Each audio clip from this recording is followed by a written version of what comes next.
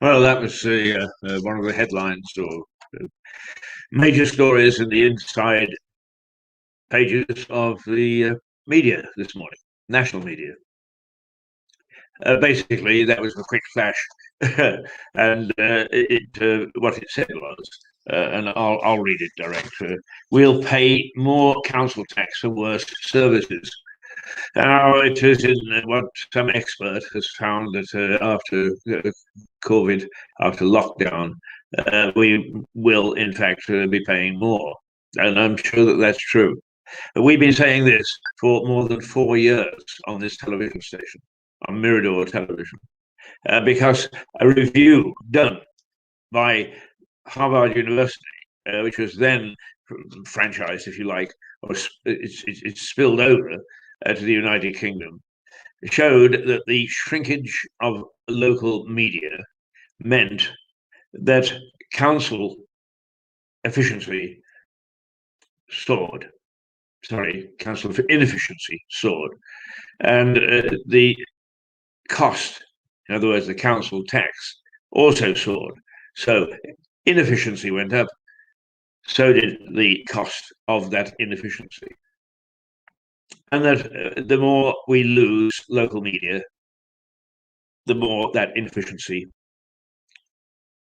gathers pace. How you may say, so what?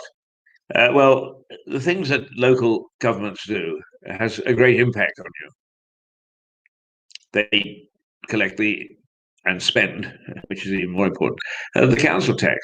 They provide certain services. And some of those services are important to the community life of our country and our town. And if they get that wrong, then we've got a problem. So there are some queries because this headline has now surfaced. And what we've been saying for a good 4 years now is being underscored, underlined, is important for us to perhaps pay extra attention now that we're coming out from lockdown, and that perhaps in the brave new world that follows that escape, if you like, from prison, from jail, we can do something about, and we should do something about it, and not least of which is debate it.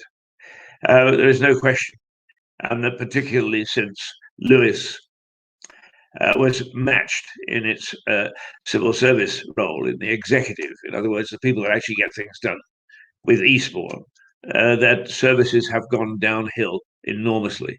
They've never actually got the combination right. You can still find somebody answering the phone in Eastbourne who hasn't a clue what the hell goes on in Lewis, and yet they're supposed to solve the problem. Our man, Stephen Catlin, has come up with several areas that need to be investigated. Now, I find that it's unconscionable that our politicians and our executive should not pay attention to what is important for the local community. Zoe, and I forgot the Nichols, I think. Is it Zoe Nichols or Nicholson, which shows I'm just as bad as she is, sat next to me when she was not elected at the last council meeting under the old Tory administration, and agreed that we had quite a discussion about it sitting in the public gallery and a laugh because it was so farcical. The cabinet system that is employed locally in government.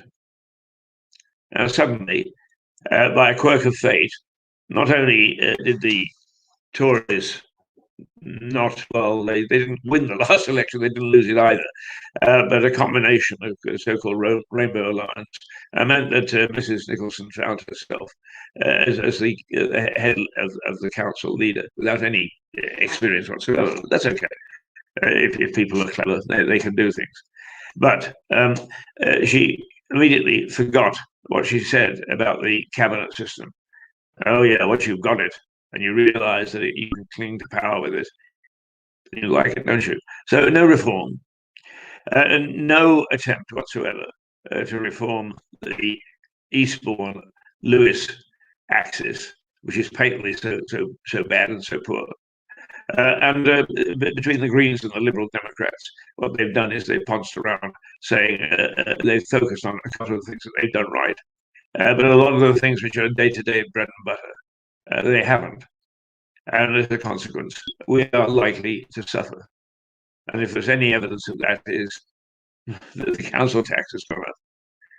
But during the pandemic, this council has far from painted itself in glory.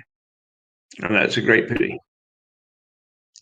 We, on the other hand, and when I say we, local media have suffered enormously. And we've not got any aid or assistance so far, despite the fact of, oh gosh, we've got to take a look at this. This is terribly important. They don't think it's important at all. They'd like to see the last of local media. I spoke today to the editor of Town and County, which hasn't been able to publish for some weeks because he got no support. Media, you see, media. I take a look at our own situation, where we're hanging on by our fingernails. Media, you see, media. While all sorts of other esoteric organizations and enterprises have managed to keep going because one way or another they've qualified for this lavish spending at central government, which to some extent has been dispersed by local government. And nobody has bothered to come back, even though there has been some lip service to the fact that, yes, there are a few of you who have fallen through the cracks. Nobody's come back and said, why have we fallen through the cracks? Can we please understand what your industry is about, what your sector is about? Not a bit of it. They're not a bit interested. They've got a sheet of paper with a few questionnaires and a few points from central government. And as long as they fill those in, that's okay. And yet we are on a day-to-day basis now seeing, gosh, we've got to do something about mental health. We've got to do something about those people who can't go back to work. We've got everybody they're going to have a look at, and they are looking at nobody. It's about time we had some sort of reform. Boris Johnson, just before the last election, gave a major speech in which he said, our governance system at the moment, from top to bottom, I don't think he meant the royal family, although I suppose some people could interpret that way with what's going on. But from top to bottom, from the House of Lords down to the parish councils, we need to look at, because it is not fit for purpose. Well, that's been forgotten. One can understand it. But we really have looked and behaved and been obsessed with COVID to the extent of a lot of other things, not just the NHS, not just looking at other diseases and ailments, not just looking at things that are going wrong in civil life, is we've taken our eye off the ball. And it's about time that somebody somewhere said, can we please debate the statements and the research done by Harvard University and by those people who took it on in this country, the shrinkage of local media, and there has been a huge shrinkage. Sussex Express isn't able to provide the full team. In the days when John Eccles strode the streets of Lewes, digging out all sorts of information and making sure that we knew what was going on in our backyard. The BBC in Brighton, it can do very little. It pops up now again for important things. But the local media shrinkage has really been enormous. So there is no proper watchdog on what our political leaders or our executive are doing, and that's got to change.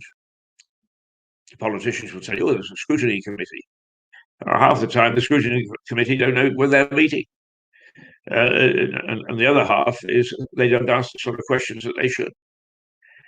There's plenty of evidence of that. This post this broadcast isn't meant to go into detail.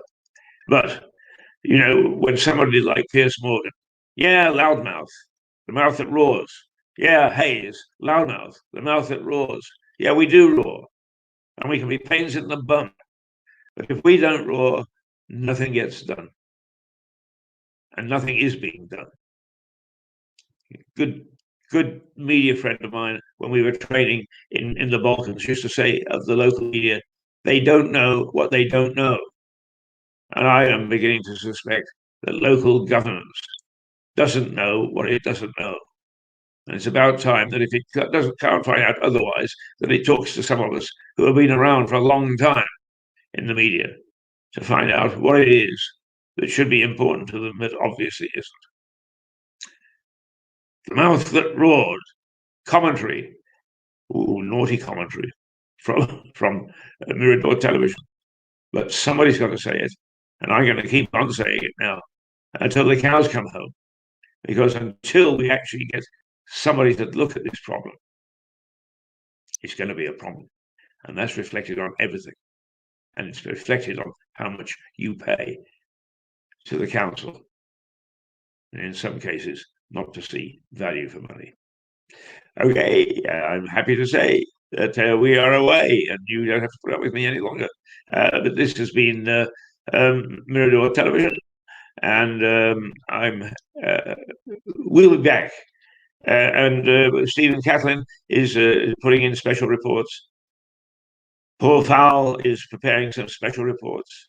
I'm going to mouth off the mouth that roared as often as I can to try hard to make you, our viewers, aware that all is not right in the state of Denmark, as they say, is a bad quote, but nonetheless, it's a quote.